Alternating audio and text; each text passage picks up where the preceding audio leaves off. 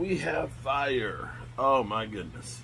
Not that we need it right now too much, because there's the whole heat dome that's kind of hitting the East Coast right now. Although it's kind of cool right now tonight. I think it's supposed to start getting hot again tomorrow and Saturday. Going to be really hot. And then I think Sunday it's supposed to break or so. Anyway, what's up, good people? Mark Holmes here. As always, I want to say thank you all for watching, commenting, subscribing, and being part of the Joe Boo Sports Report. Without you guys, as well as you ladies, you know that this literally does not work. Hope you all are having a great day. You know, I get accused of a lot of things. I get accused of a lot of things. That, you know, every video I do is about Dak Prescott and this, that, and the other. It's like, would you like me to talk about the kickers?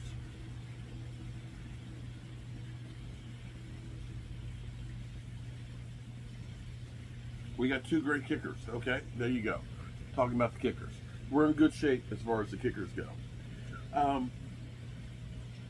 Interesting thing. See, I love this. I absolutely love this. My quarterback at tight end U, working with some of the best tight ends in football, including his own and Jake Ferguson. Hearing Travis Kelce praising Dak Prescott and saying that he's one of the best. The thing that's interesting, I think it was Rome who brought this up. Rome was saying that, you know, maybe Dak Prescott is going out and doing more stuff like this event to kind of feel his way around with other players, because maybe he's thinking about the next big thing, leaving the Dallas Cowboys. And as he put it, or a lot of people put it, because I've had people come to me and say, oh, Dak Prescott, he wants to go to New York, because he was wearing that New York Yankees shirt. Nah, I don't think that's any correlation. I really don't. But what do I know? Maybe. But here's what I know. Here's what I know. I can't worry about what's happening next off season. That's too far away. I think I'm going to worry about what's going to happen this season, because people worry about too much stuff that you have no control over. It's all up to Dak Prescott whether he wants to be here or not. And it's up to the Cowboys to give him a reason to want to be here. None of those things I can control. I can't say, Dak, you need to sign a contract. I know the Cowboys haven't won anything in 30 years, but you ain't going to listen to me. And why should I waste my time on something that I have no control over? It just doesn't matter. You know the thing that's crazy? And maybe some of the younger people don't understand. At the Ripper House, I have a groundhog or gopher. I don't know which is which, okay? I don't know the difference between one or the other. If you've seen the movie Caddyshack, and I realize now that a lot of you guys are really too young to have seen Caddyshack, okay? Caddyshack is a classic, okay?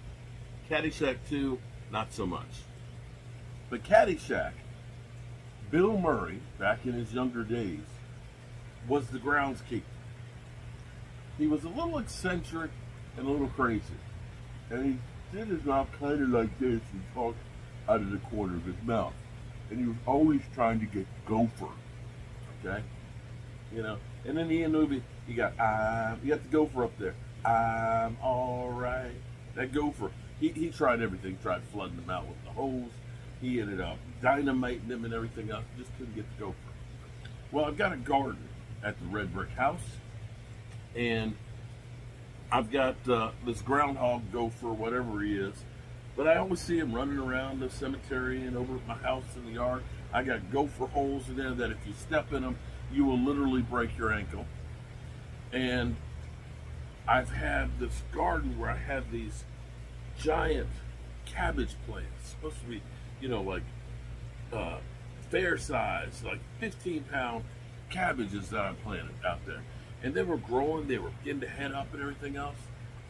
And I noticed one day, 2 of them, they looked kind of small. I was like, what the hell happened with that? And then the next day I saw the damn groundhog over there. He's just popped out the hole, just looking at me like, hey, I'm gonna eat that shit. And damn if he didn't like eat every one of them down to the stalk. And so I've been doing some short videos where I'm doing my best interpretation of Bill Murray. And the funny thing about this is, I was reading the comments and stuff on there. Somebody blasted me because they said, you're making fun of people with cerebral palsy. And I said, bro, watch the movie Caddyshack. Playing a character from the movie Caddyshack. And see, that's the thing that's kind of funny. Well, it's actually not funny. That a lot of times we say things that are in jest, and somebody will take it the wrong way. You know, when I grew up, we used to have a motto that sticks and stones may break my bones, but names will never hurt me. In other words, if you take a knife and stab me, yeah, I'm gonna bleed. But we just brushed off all that other stuff. But now everybody is so sensitive to everything. It gets to be crazy. It's like, my God, it was supposed to be funny, and I'm making fun of Bill Murray and the character. How about that? But why is this? Okay, must have got overpressurized. There we go. It's acting funny. And I don't want it up that high. Okay.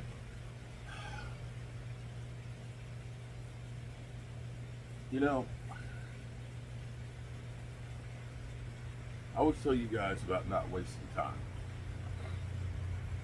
And I always try and do the best I can to look out for others.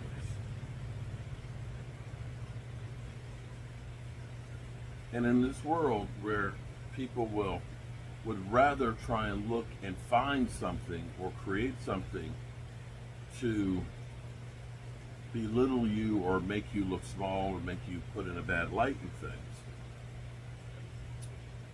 there's people out there like Eric Weir.